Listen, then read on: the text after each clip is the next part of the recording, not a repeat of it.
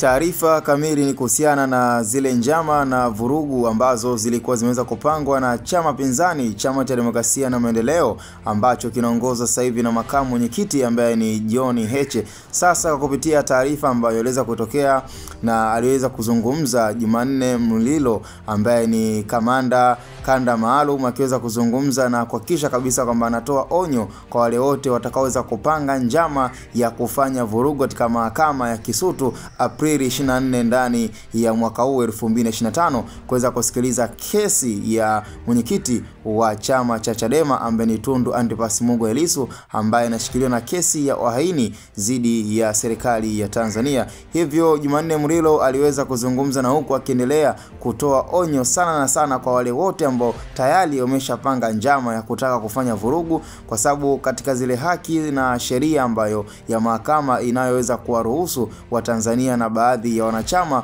kwenda kusikiliza kesi hiyo, manake kama kutakuwa na mambo tofauti na hayo, manake Jumanne Mlilo tayari ameshatoa onyo kwa yeyote atakayekiuka kauli hiyo na amri hiyo ambayo tayari imeshatolewa katika vyombo vya habari. Na ni sakata ambalo lilikuwa linapingana zaidi na viongozi wa Chadema, huko John Heche pamoja pia na viongozi kama kina Godbless Lema wakiwa napinga kauli ya kamanda kanda maalumu Jumanne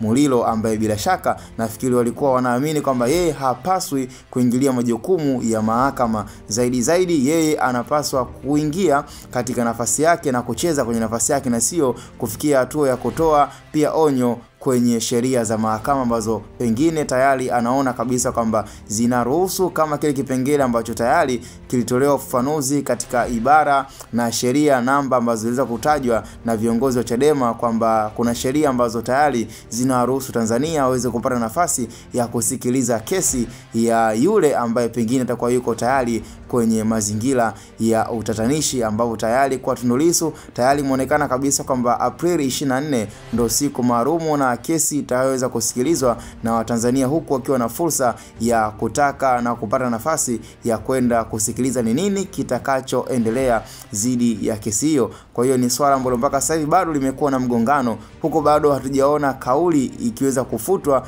na kiongozi huyo John Heche ambaye tayari ameonekana kabisa kwamba na msimamo wake uko pale kama ni kwenda Kisutu manake tayari wananchi wataenda. Kwa hiyo tayari kumekuwa na mvutano, huku kamanda kanda maalumu anasema hiki na huku viongozi wa Chadema pia na wao wanapinga. Taarifa kamili inapatikana ndani ya channel pendwa ya Hatboy Media. Cha msingi tukutane kwenye comment.